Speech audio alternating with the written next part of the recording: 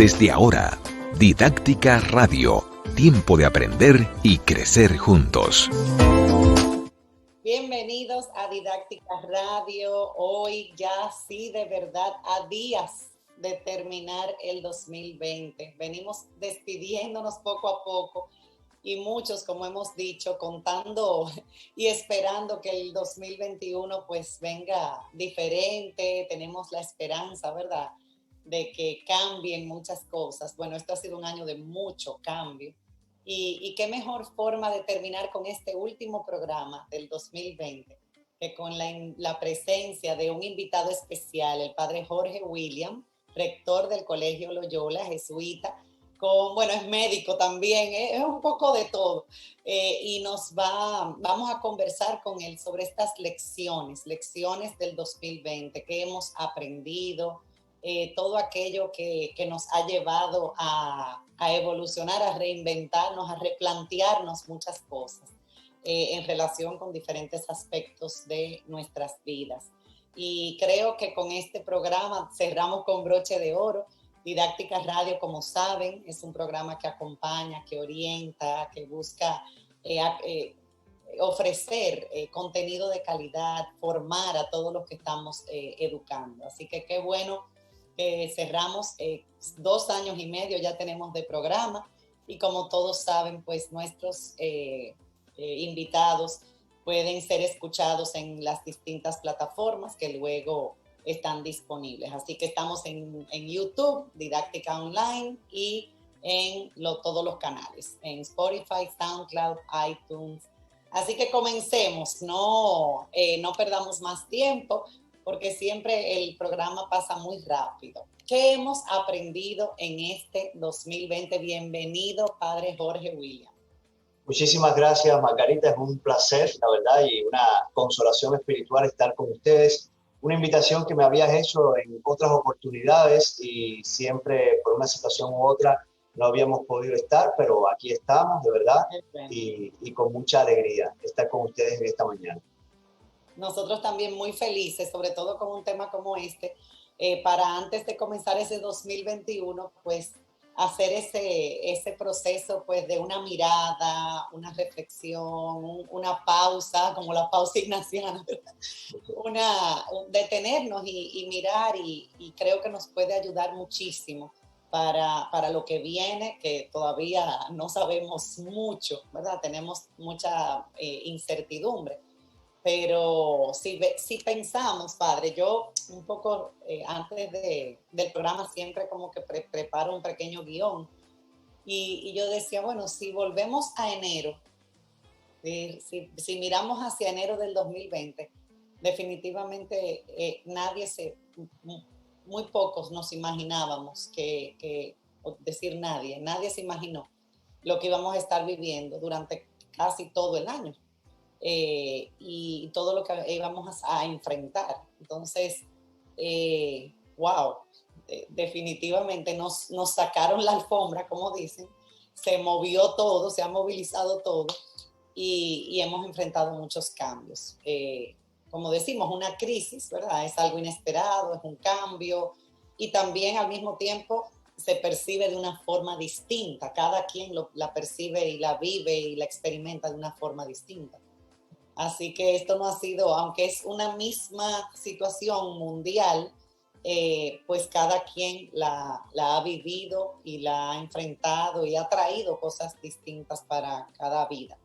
Así que con esa introducción y en este espacio de cambio en el que estamos, en este escenario de muchos cambios, me gustaría que pues abordemos esto de cuáles son estas lecciones, padre, que nos llevamos, que tenemos y que nos servirán, pues esperemos, para este 2021 y para la vida, para el futuro. Muchas gracias, Margarita. Sí, bueno, cuando me dijiste el tema hace unos días, yo fui pensando, ¿verdad? Y lo primero que quiero decir es que son lecciones aprendidas de mi experiencia personal. Aquí está mi experiencia personal como coordinador de un centro educativo, como parte de una sociedad, ¿verdad?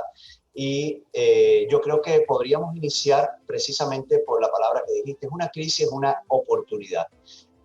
Lo primero que yo creo que es importante que uno ha aprendido es que la crisis es una oportunidad. La crisis no tiene realmente ese significado peyorativo que muchas veces vemos, porque es algo que se nos impone muchas veces. Y entonces es una oportunidad, es una esperanza. Yo digo que hay una ventana por la cual cruzar, una puerta por la cual. Y yo como punto número uno, yo no puedo colocar, Margarita, fuera mi humanismo cristiano. Es decir, yo tengo que decir que confiar en Dios, y el que no sea creyente, que confíe en esa espiritualidad, ¿verdad?, del mundo, ese espíritu que anima el mundo, que podemos avanzar. Pero yo digo confiar en Dios, no dejar a Dios para último, porque nosotros somos pedagogos, somos maestros, somos maestras, somos docentes, y muchas veces lo decimos de palabra: Jesús es maestro, Él puede enseñar. Entonces, si es maestro, puede enseñar, puede enseñar. Hay un legado espiritual en la Sagrada Escritura cuando se hace vida en nosotros. Y yo quería empezar por ahí. No podía dejarlo fuera, porque es mi experiencia, no tiene por qué ser las de otro, pero yo creo que hay que confiar y de primero. Porque hay veces, no sé si ha oído la frase, cuando no me queda nada, fui a donde Dios. No, de primero, confiar. Y esto hace que se abra el espíritu, que se abra también la imaginación, el pensamiento, porque uno está confiando que en medio de una crisis vamos a ser acompañados. Y qué mejor que acompañados por Dios. Entonces, por ahí yo te diría, el primer punto es esa confianza interior que ya da una paz porque da una posibilidad. Y esa posibilidad. Aprovecho porque leímos un libro precisamente en comunidad, que aquí lo tengo, de Augusto Curi, que se llama Jesús, Maestro de Maestros. Es un libro bellísimo. Augusto Curi ha escrito muchos libros que me encantan. Y ese es uno de los libros que leímos en comunidad, ya que mencionamos que Jesús ¿verdad? Fue un gran maestro, y lo sigue siendo para todos nosotros. Y lo otro que iba a comentar es que precisamente en el programa anterior comentaba con Katia Flores, psicóloga que nos acompañó en el programa de la semana pasada, que yo en uno de esos días, porque todos hemos tenido, ¿verdad?, días mejores, días que nos sentimos retados, angustiados, estresados, unos más que otros, y mi hermana me dijo, y lo comenté en el programa, me dijo: confía, confía. Y la verdad es que esa palabra se quedó conmigo, o sea, como que verdaderamente la acogí, y uno vamos a decir, enfrenta, asume todo de manera diferente cuando uno realmente confía. No quiere decir que uno no haga su parte, ¿verdad? Así mismo es. Y mira, siempre intento cuando hablo este tema de Jesús como maestro dejar algo que es importante. Jesús es un maestro eterno. En muchas enseñanzas y pedagogía, el maestro enseña a sus discípulos y sus discípulos se convierten en maestros. Pero en nuestro caso, Jesús sigue siendo maestro eterno. Es decir, que nosotros somos siempre discípulos, discípulos. Y eso en pedagogía es importante porque es lo que no nos hace morir, ser siempre discípulos. ¿Ves? Esto es importante. Muy bien. Y aprendiendo de manera constante. La verdad es que no paramos de aprender. Así es. Pero yo creo que eso es un punto de partida bellísimo. O sea, estas lecciones del 2020, yo creo que la gran mayoría de los que nos escuchan, nos siguen, se van a sentir identificados. O sea, esa confianza ha aumentado. Hemos recurrido a darle más importancia. Yo creo que estábamos en un ritmo muy rápido, de locura, podría decir. Y esto nos llevó a valorar otras cosas. Muy bien. A partir de aquí ya no es por orden de importancia, sino son... Esa fue la más importante. Esa es, ya de ahí para allá, ninguna es de orden de importancia. Y yo comparto una segunda que es con referencia a los paradigmas pedagógicos. Yo creo que si algo hemos aprendido, que tenemos que cuestionar los paradigmas pedagógicos antes que sean una crisis impuesta.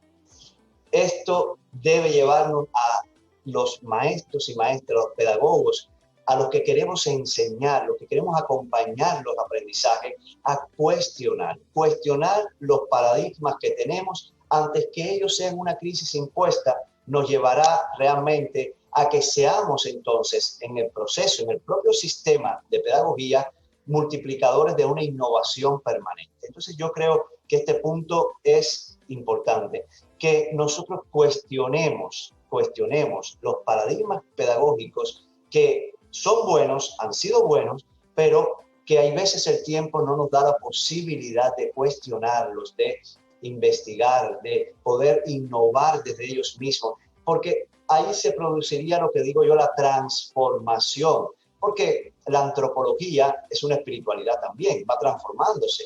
Entonces, si va transformándose, nosotros tendríamos que ir cuestionando también aquellos, digamos, pequeños dogmas pedagógicos, paradigmas que tenemos, porque pueden enriquecerse antes que se conviertan en una crisis impuesta. Ese sería un punto, yo creo, fundamental.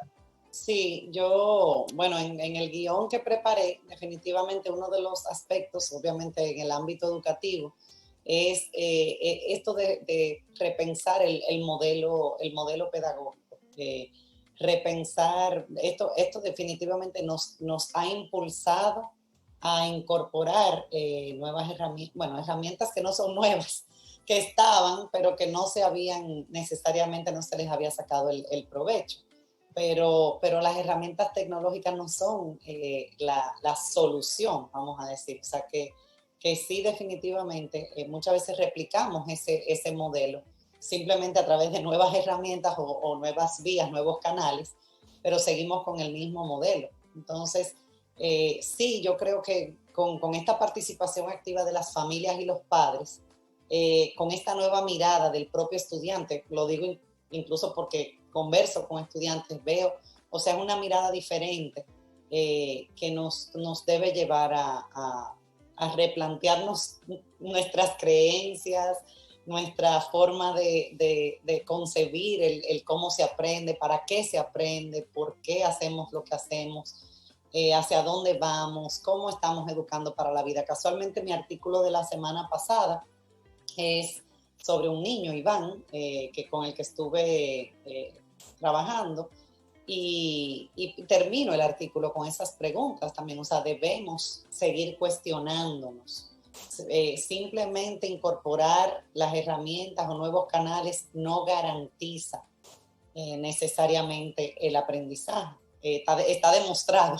Entonces, todavía el rol del maestro, el rol de la familia sigue siendo fundamental, pero ¿cómo lo estamos haciendo? ¿Y qué estamos haciendo? Hay que sentarse, repensar, reflexionar y movilizarnos. Así mismo es.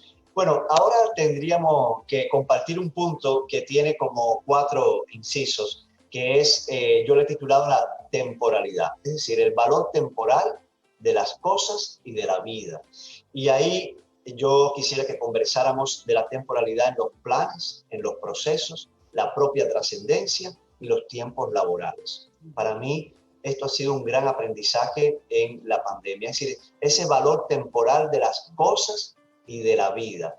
Primero, los planes. Los planes nosotros muchas veces hemos sido ingenuos, Margarita, porque hemos establecido unos tiempos, temporalidad estoy hablando, unos tiempos para los planes que realmente o son muy cortos o son largos porque no confiamos en que las personas, nosotros mismos, podemos llevar a cabo aquello que nos proponemos, ¿no?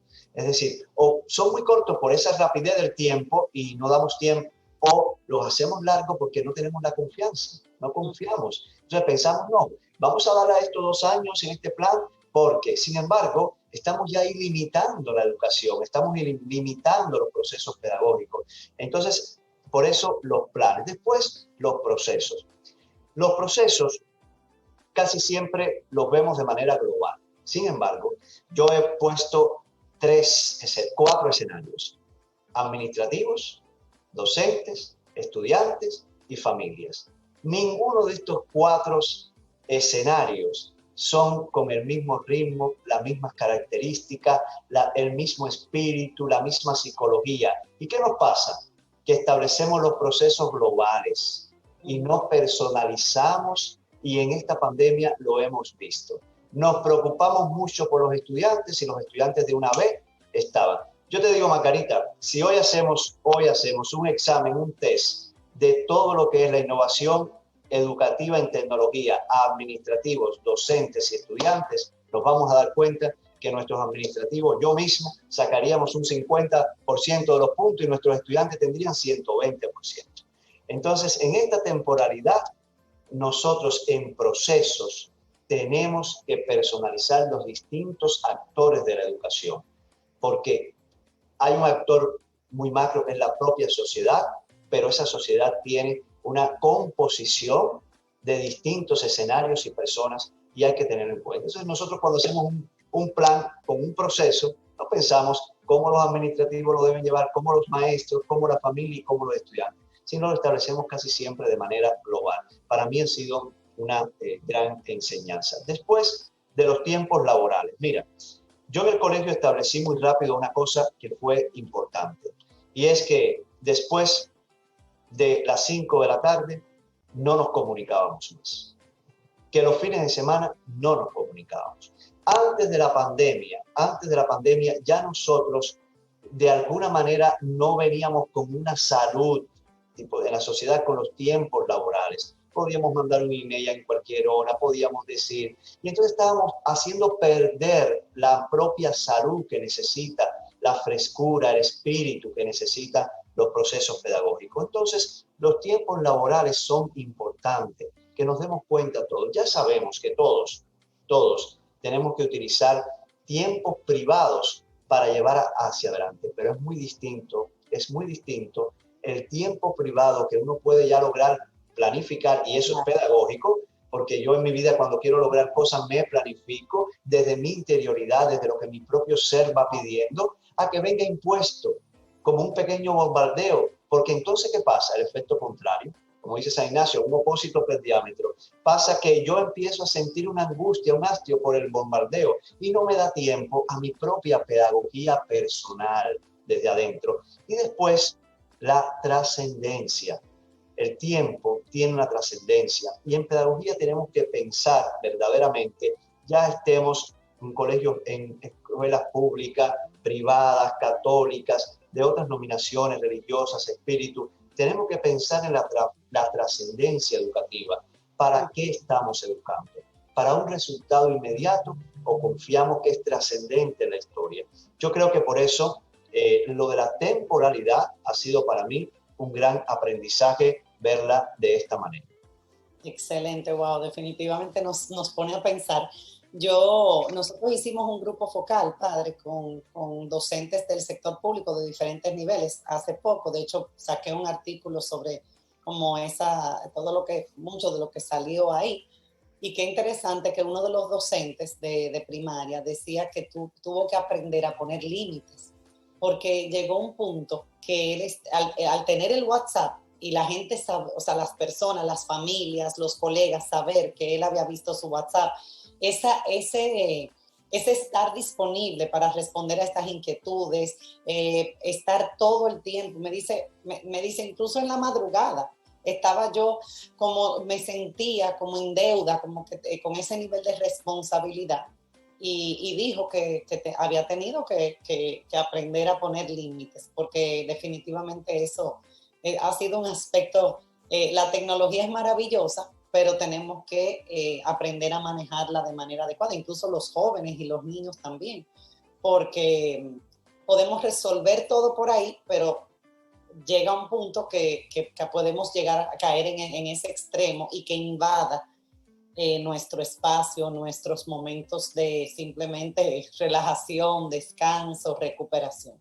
Y él expresaba eso, o sea que me sentí que es un tema muy importante, creo que es un tema muy importante que en este año pues de fragilidad, porque yo creo que nos hemos hecho conscientes de nuestra fragilidad y vulnerabilidad también.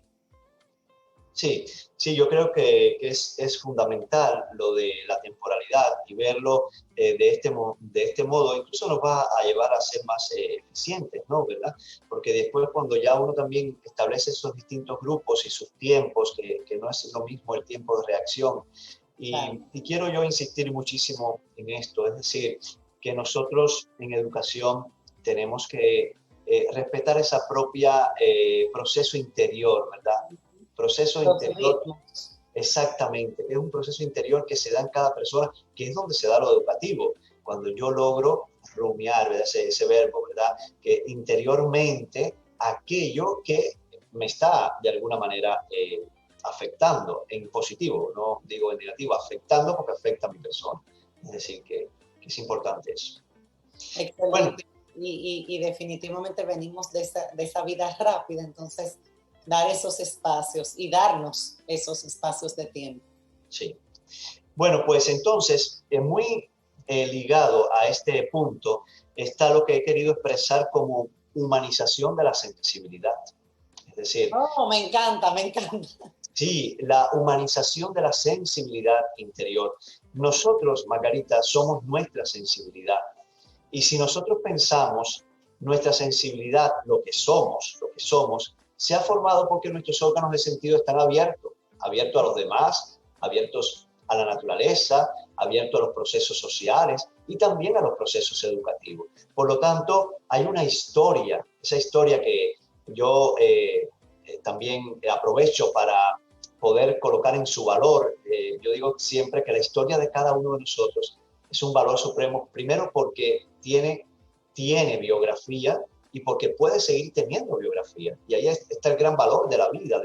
Entonces, bueno, pues nosotros, nuestra sensibilidad, tenemos que ir por el camino de la humanización de ella, porque puede transformarse verdaderamente. De hecho, ese es, yo diría que el fundamento de un proceso pedagógico es llegar a transformar.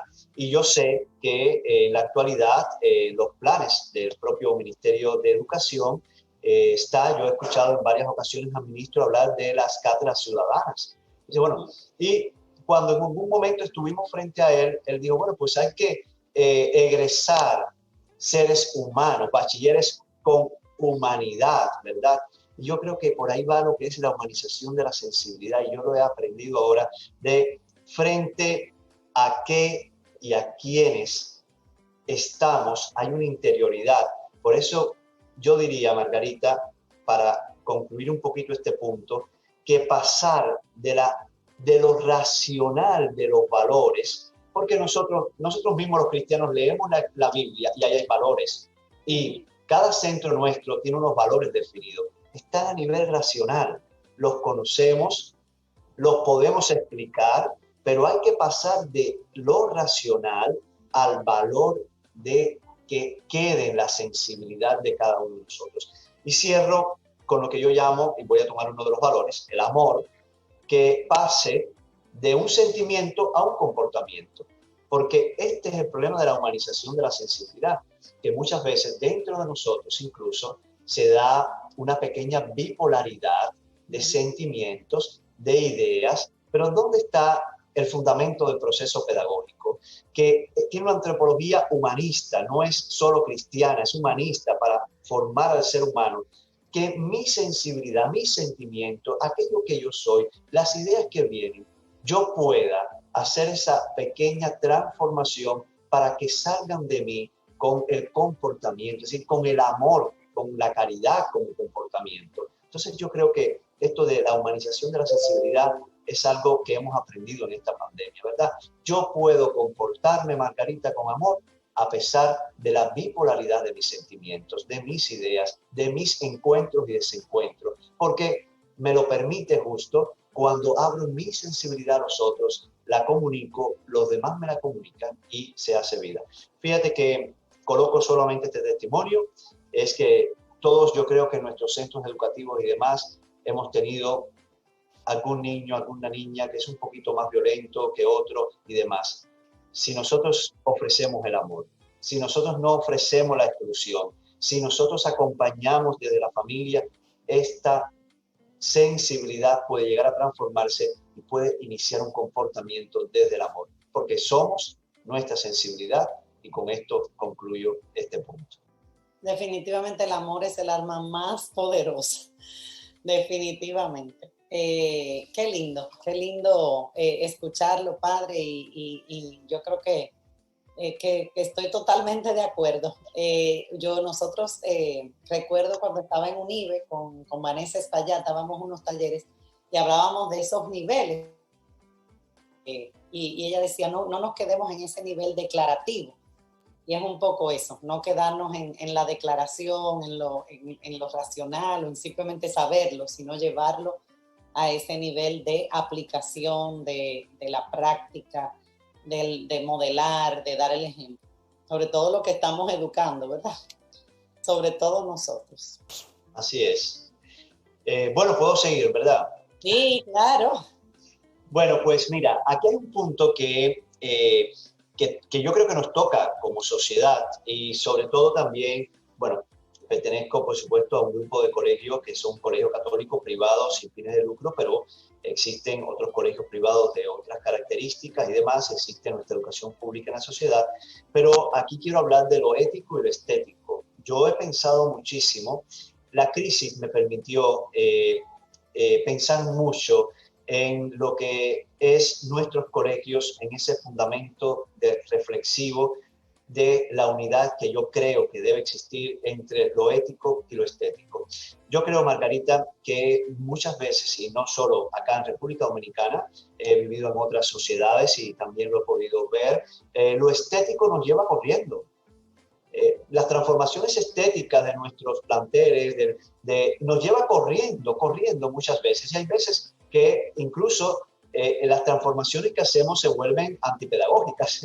Es decir, que nos lleva corriendo lo estético, ¿no? Entonces yo creo que lo estético tiene que ir desde el proceso del valor ético. Es decir, que cada transformación uno encuentre el valor ético y no quiero ir al máximo de una ética cristiana, pero sí una ética de máximos, pero de máximos de decir, mira, toda transformación estética de un centro educativo, de lo que queremos hacer en la sociedad, debe ir acompañado por el valor ético. Es decir, esa ética que es una ética al final también comunitaria.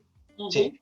Oye, cuando uno transforma algo estético en nuestros centros educativos, uno debe también pensar en la ética comunitaria, es decir, la transformación de los demás, si ayuda o no ayuda. Yo hay veces tengo una frase que he dicho que ningún proceso educativo en ningún colegio debe ser una torre de marfil de cristal que ilumine tanto al mirarla que nos quita la vista, ¿verdad? Nos quita la vista. Entonces yo creo que todos hemos aprendido, Margarita, que lo estético y lo ético en procesos pedagógicos, justo porque somos educadores, pues debe ir de la mano, debe ir unido, ese valor que humaniza, pero que también contribuye a la comunidad.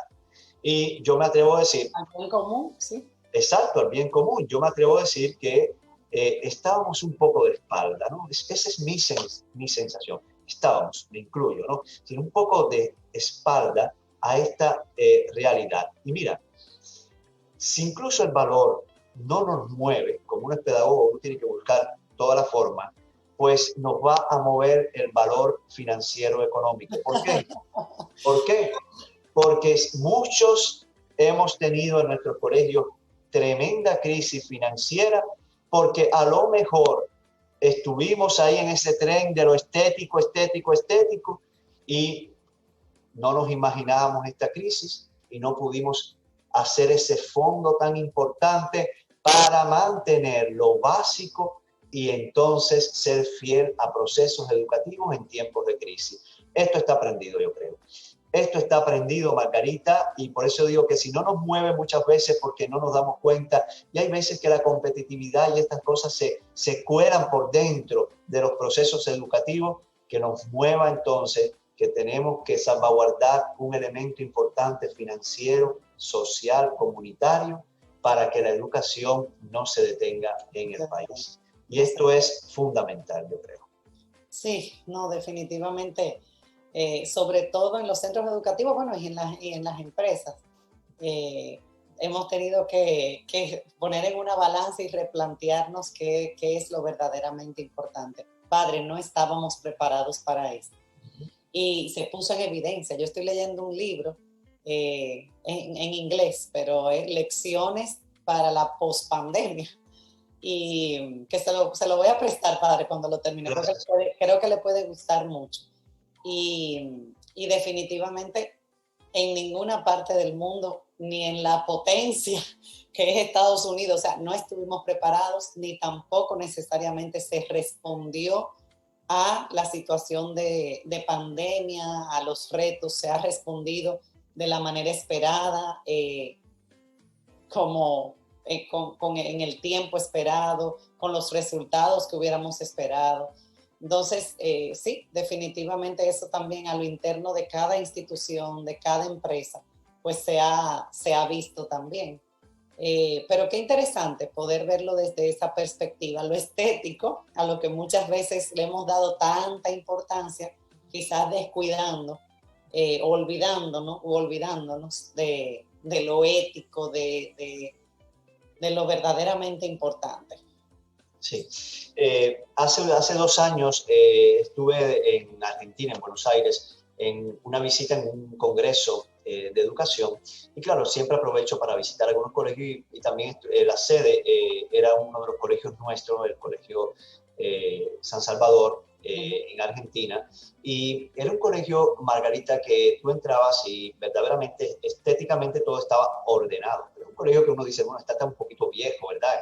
Estas cosas, yo diría, es un colegio sumamente importante en la sociedad de Argentina, ha formado durante muchos años, creo que incluso estaba cumpliendo su jubileo de 150 años de fundación en ese momento que estuve allí. Pero cuando uno caminaba por las tardes por dentro de ese colegio y uno veía ese trabajo personalizado de una maestra sentada con un estudiante, los estudiantes en sus formas, ¿verdad?, éticas de cómo comportarse, de cómo desarrollar sus propias habilidades, sus dinamismos, sus riquezas. Y yo decía, esta es la estética de la educación. Esta es la estética de la educación. Y cuando varios participantes de Buenos Aires me decían lo que era la relevancia de este colegio en la sociedad argentina, y yo decía, bueno, ahí está la estética. Ahí está la belleza. Ahí está la belleza. Antes de seguir con nuestras lecciones, vamos a pasar a la pausa. Muy bien. Y como siempre, agradecer al Banco Popular que apoya este programa, un banco comprometido con la educación. De hecho, recientemente celebraron una vez más el Congreso de Aprendo. Está en YouTube, todos los seminarios, los talleres. Pero el Banco Popular se mantiene definitivamente, como siempre lo digo, muy activo. Y de hecho, padre, ya lo comenté en el programa pasado, pero el Banco Popular, no sé si sabía, que publicó, lo tengo aquí, un libro que se llama Un pueblo unido por la fe, espacios de devoción, que me pareció muy interesante, con imágenes y para un poco, pues, celebrar lo que es la fe en el pueblo nuestro. Así que nada, pasamos a la pausa y regresamos, no se vayan, para continuar con estas lecciones maravillosas que nos ha dejado, o que nos deja el 2020. Ya estamos de vuelta con Didáctica Radio.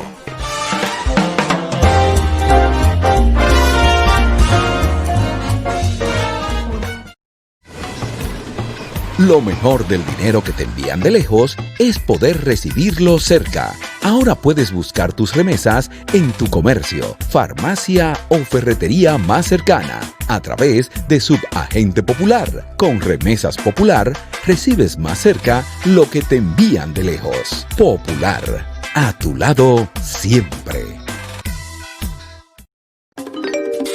En breve regresamos con Didáctica Radio.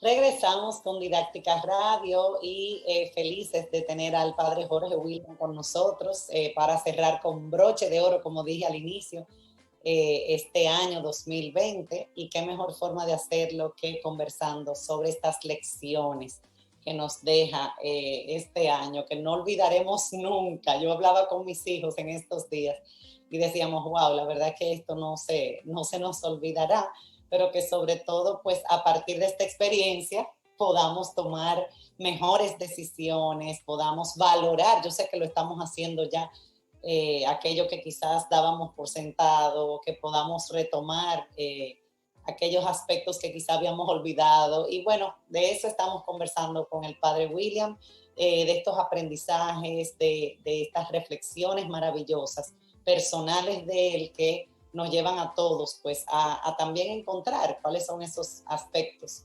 que nos han motivado, que nos han llevado, que nos han movilizado. Así que seguimos con estas lecciones. Padre, continuamos. Bueno, pues muy bien. Bueno, mira, a esta la he titulado que es que el interés superior del valor de la educación del niño y de la niña está por encima de todo, sin maleficencia de nadie. Y yo creo que esto es importante. Es decir, yo sé que ahí hay un valor superior, que es el de la educación del niño y la niña, pero ¿por qué lo he querido colocar?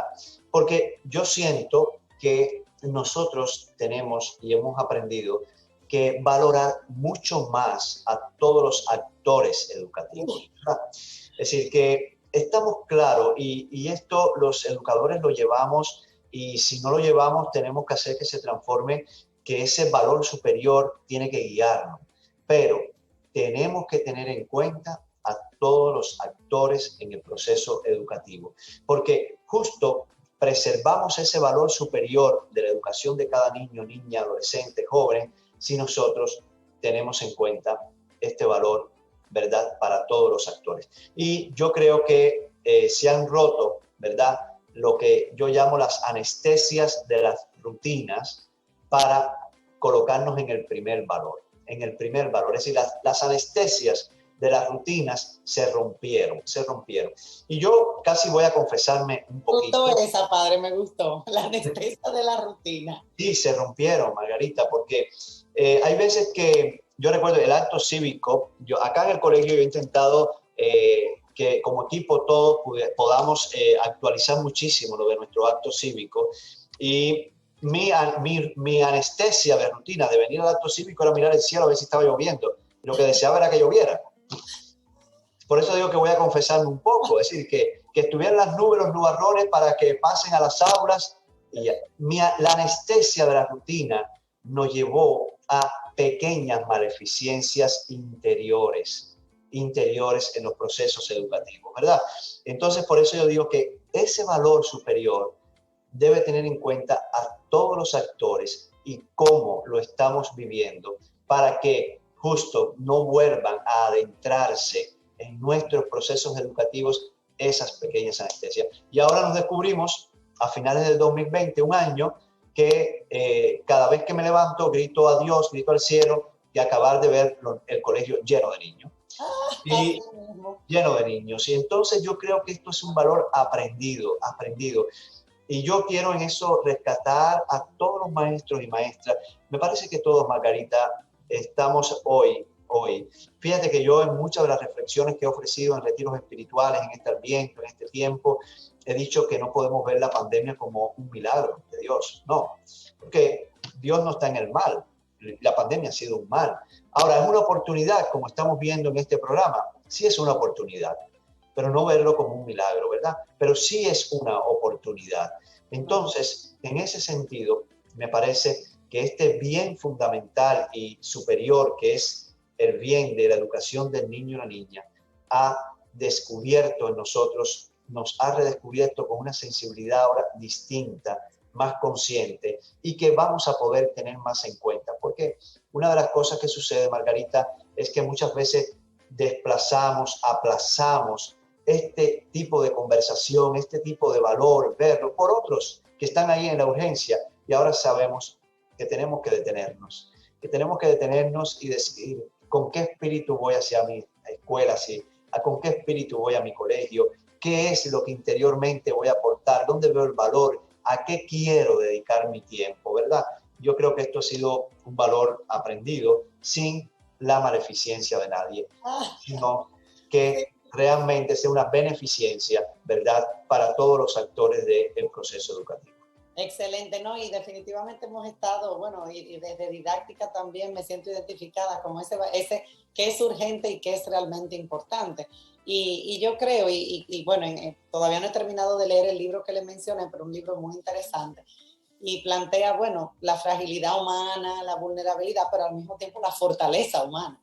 Y cómo nosotros, pues, en tantas situaciones que hemos vivido a lo largo de la historia, pues sí hemos sido resilientes y hemos podido ser flexibles, a pesar de muchísimas otras, vamos a decir, oportunidades de mejora que tienen nuestros sistemas económicos, sociales, pues al mismo tiempo pues hemos tenido esa capacidad. O sea que, como siempre, el tiempo se va muy rápido, padre, pero me gustaría que abordemos por lo menos dos, yo creo que nos da tiempo para dos lecciones más de este 2020.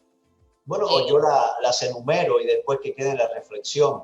yo creo De que podemos cada- abordar, quizás, exacto, podemos mencionar y abordar dos. Sí, bueno, hay una lección, perdón, que es familia, conocernos. Conocer bien y trabajar con la familia es aprendido. Acá tenemos un proyecto que le llamamos Familia Plus Familia. Sí, yo creo que también la pandemia nos ha llevado a que debemos conocer más a la familia, ¿verdad? La familia es un actor importante, se desprende quizás también del anterior en todo el proceso educativo y yo creo que esto es algo aprendido, que todos nos damos cuenta que ahora mismo Así es. nosotros como educadores tenemos que ir más a la profundidad. Primero para acompañar las situaciones que viven porque son pedagógicas para los niños y las niñas también.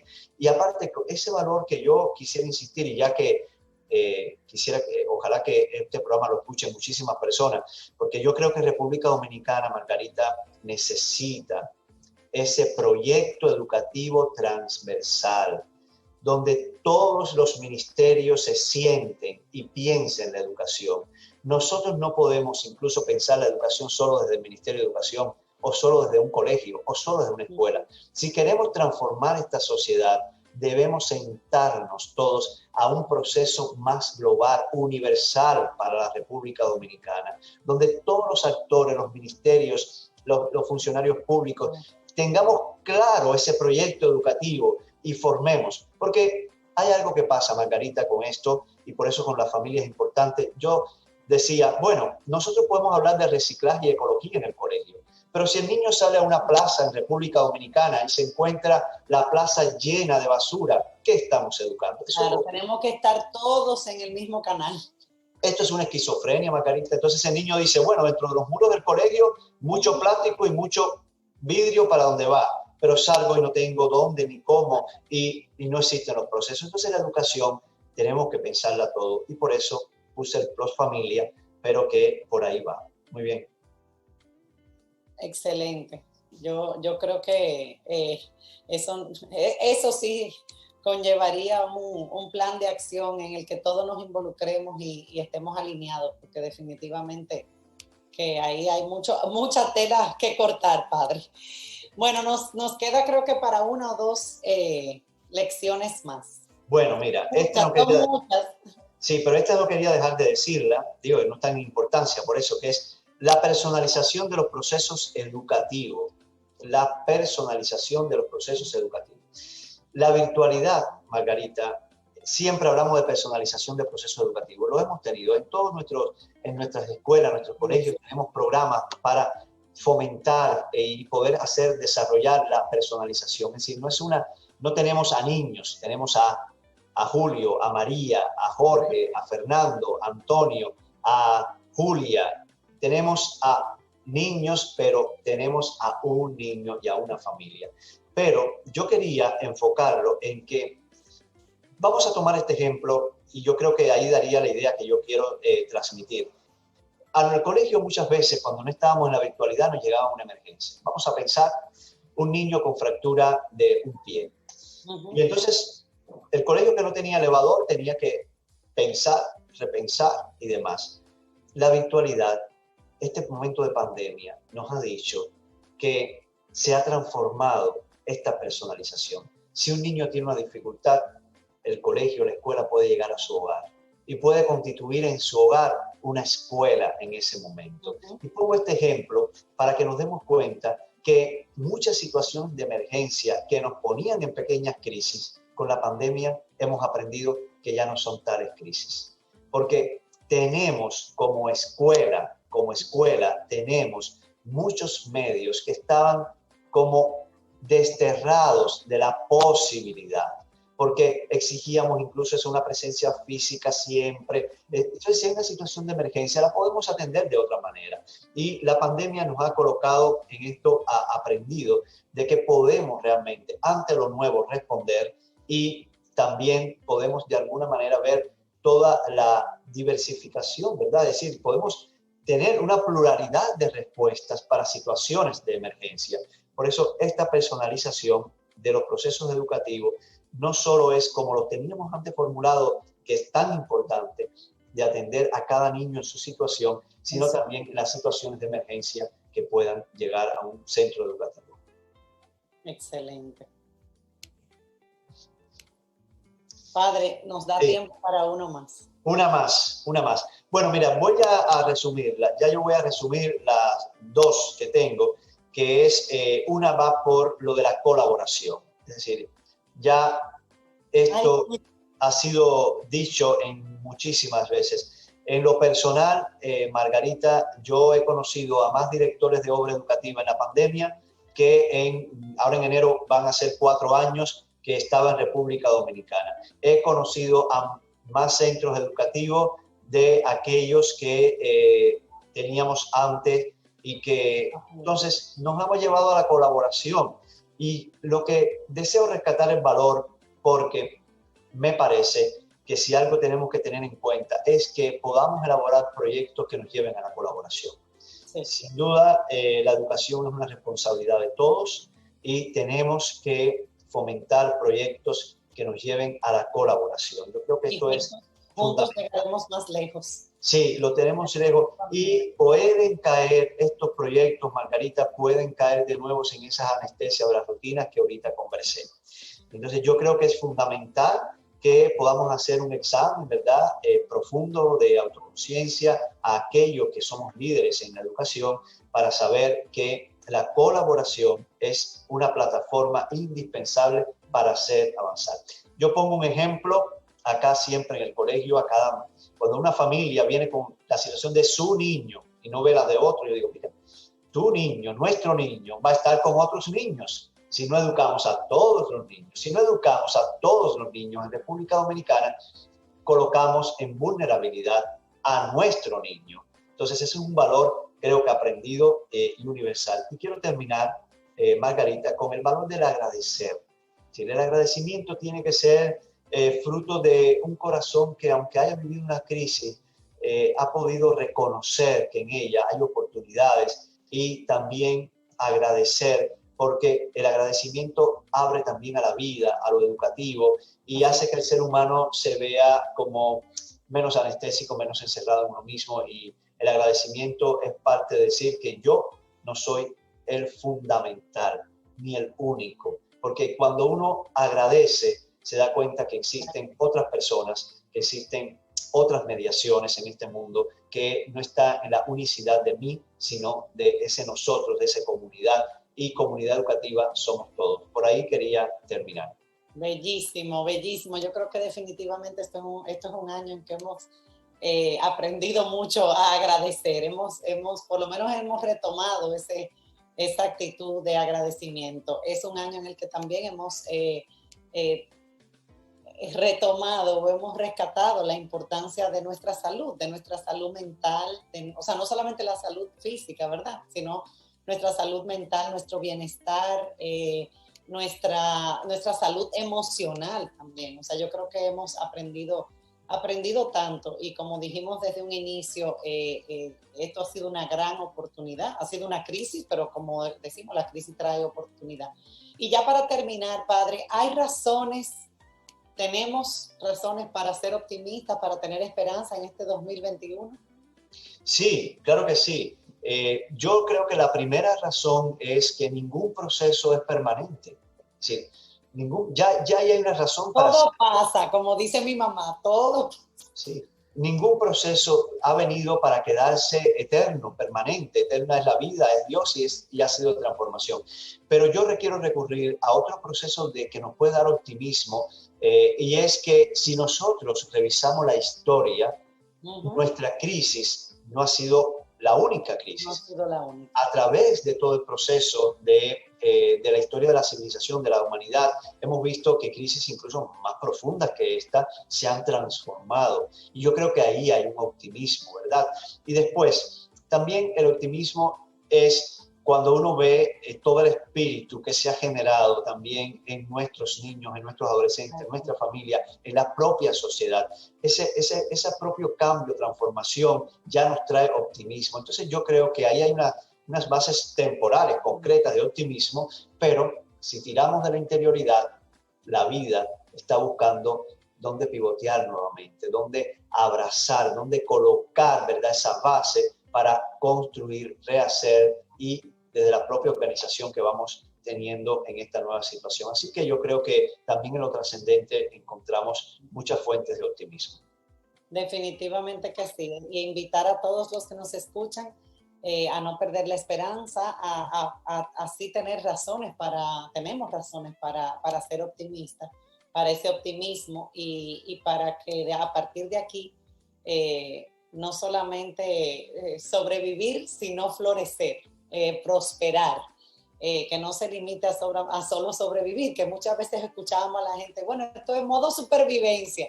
No, vamos a florecer, vamos a prosperar, vamos a sacar de esto como ha pasado a lo largo de la historia, que toda crisis ha traído una transformación, ha traído ese avance.